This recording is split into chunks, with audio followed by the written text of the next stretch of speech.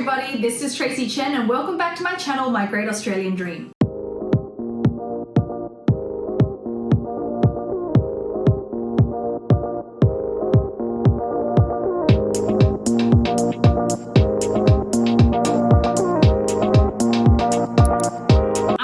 Lawyer at Mason Chen Law Group. We are a law firm based across Australia and we have lawyers and migration agents working in every single state basically in Australia. Today I want to talk about the requirements for an Australian employer to become a standard business sponsor, which generally allows them to sponsor overseas workers. You may have heard of this requirement when people apply for visas such as the 482 temporary skill shortage or the 186 employer nomination scheme. The employer, the business, has to first become a standard business sponsor to be able to sponsor overseas workers. So hopefully this video will be able to help you and kind of guide you on the requirements so that you know what the department are kind of looking for. Now, although this application I highly recommend for it to be handled by an immigration lawyer or an agent, it's good for you to just have some sort of idea whether you are the employer or the visa applicant so that there are no surprises when you go to do the application. Now, before I jump into it, please don't forget to like and subscribe and share this video with people who need it. So today we're talking about standard business sponsorship. An Australian business that wants to sponsor overseas workers needs to become a standard business sponsor. And this application is made with the Department of Home Affairs. In short, we call it SBS. So if I say SBS throughout the video, this is what I'm actually referring to. Usually you need to be a standard business sponsor to be able to sponsor overseas workers on the 482 temporary skill shortage visa or the 186 employer nomination scheme, which is basically a follow-on from the 482 because some 482 applicants, those who qualify, can apply for PR. And I've done different videos on this. I'll drop it in the comments below because there's all these different types and then also there's been all these different changes. So it's just probably better I just drop the individual links below. But basically, let's do a deep dive into the requirements for an Australian business. Okay, so overall, I don't think the requirements are too hard. It's basically the requirements of any Australian business. So first of all, the business must be lawfully operating in Australia, legally established and currently operating. I'll go through the supporting documents all together afterwards. So that's the first requirement. You need to have a legally established and currently operating business in Australia. Now, for the sake of this video, I'm just going to refer to Australian businesses. There are some instances when the business overseas can sponsor as well, but I'll do another separate video on that because that gets very complicated. So second of all, there must be no adverse information regarding the business. And this gets a little bit tricky because, what's the definition of adverse information? So this can relate to the business, can relate to the directors of the business. So the business has to have a clean record. I'll give you an example of a business that has adverse information. So these standard business sponsorships that you apply for, once you apply and it gets granted, these last 5 years. So 5 years at a time. So once you have 5 years, you continue sponsoring overseas workers and every 5 years you need to renew it. So there was this client who employed some overseas workers, and this actually happens quite often, is that the department can actually go out and audit the business. So like during COVID, this obviously didn't happen. Maybe they made phone calls. Previously before COVID, and they may start doing it again, is that these officers will rock up at your business and it's not like a raid or anything like that. So nothing like that. But they'll just go in and they'll be, hey, we're from the Department of Home Affairs. We want to check these things. So they could check things such as the roster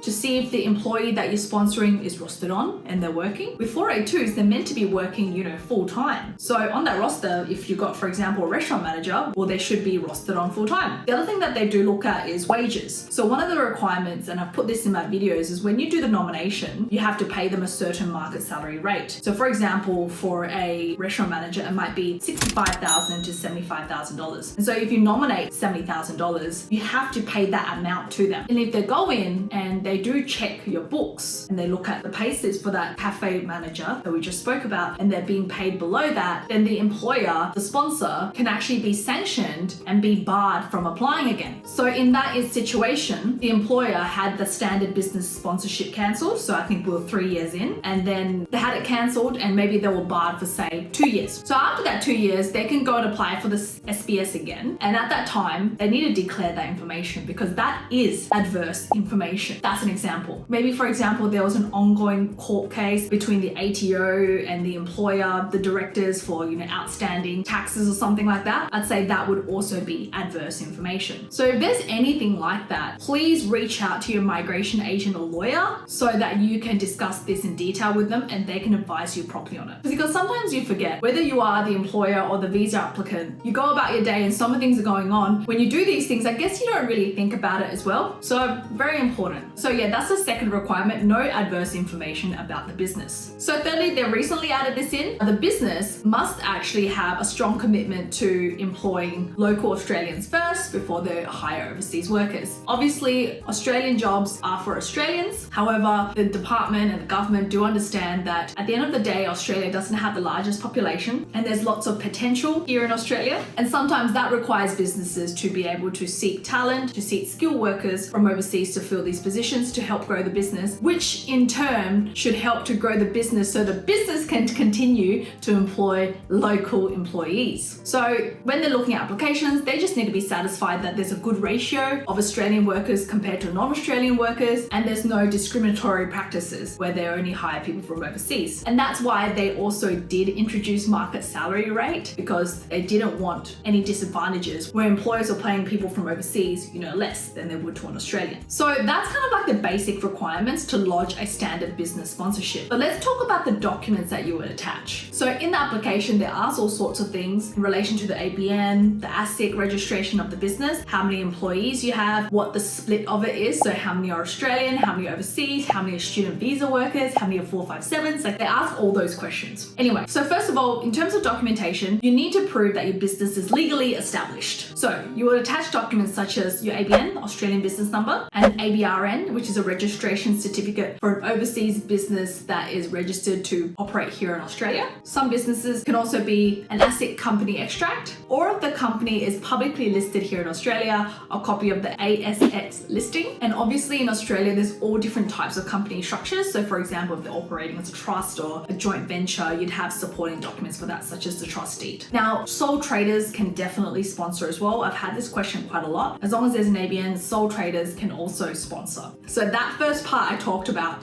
helps meet the requirements of the first requirement I said, which was lawfully established in Australia. This second set of documents will prove that it's operating currently in Australia. So that really comes down to the financial documents. So first of all, profit and loss statements. They usually ask for the last 2 years of tax returns. If the business is less than 12 months old or just 12 months old, obviously you can provide what you have. I usually submit the last 24 months of BAS statements. However, usually they look for the last 12 months. So business activity statements, which needs to be lodged by businesses every quarter. That shows that the business is currently operating and has up-to-date figures. Recent bank statements as well, which shows the transactions in the business, which is super important. And then you kind of have other supporting documents which would help the application. So for example, a lease agreement. Most offices, a lot of commercial premises have lease agreements. For some businesses, you might have commercial agreements. So for example, a trading business, you may have contracts with other companies, for your trading purposes. And you could also provide other documents in relation to your staff. So for example, organizational charts, which is usually quite important, as well as rosters, especially in hospitality businesses, which shows who's rostered on, kind of how all the shift works there. So yeah, so for example, if there's like a huge loss in the company, then I think that needs to be explained. So usually we request for a letter from the accountant to provide a supporting statement that the business has enough funds to continue to operate soundly and also be able to sponsor the new employee and effectively afford the wages. Because if the business is showing a huge loss, then how else can they afford the wages? If the business has been around for less than 12 months, I would probably attach a business plan to show the ongoing expansion plans and how the business plans to go from 0 to 5 to 12 to 20 employees. So these supporting documents should be provided for the application to be processed and essentially approved. Once the business has a standard business sponsorship, then they can apply to sponsor overseas workers. So the first thing you need to do is nominate an overseas worker, and that's called the employer nomination part. And then the third component would be applying for the visa for the actual employee. So essentially it's like 3 steps. So standard business sponsorship, employer nomination, and then the visa. However, the standard business sponsorship only needs to be done once, and then it lasts 5 years. So then you just continue on. So then you just keep renewing every 5 years essentially. The nomination needs to be done for each employee. So it doesn't matter if it's the same occupation. You need to do one for each employee, and obviously the visa application application needs to be for each employee. The cost for this, you're looking at $420, which is not a lot, but the nomination and the visa costs a lot more, and I've discussed that in my other videos. So that was a very brief overview on the requirements for a standard business sponsor in Australia. So if you're an employer looking to sponsor overseas workers, or you're an employee and you know that your employer is interested in sponsoring you, then this would be the first step.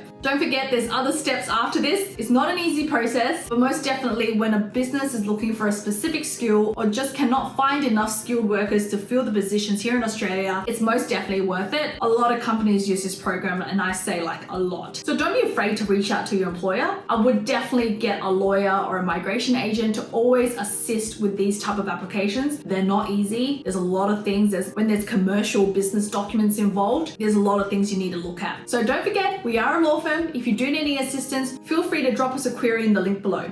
Thank you so much, and I'll see you guys in the next video.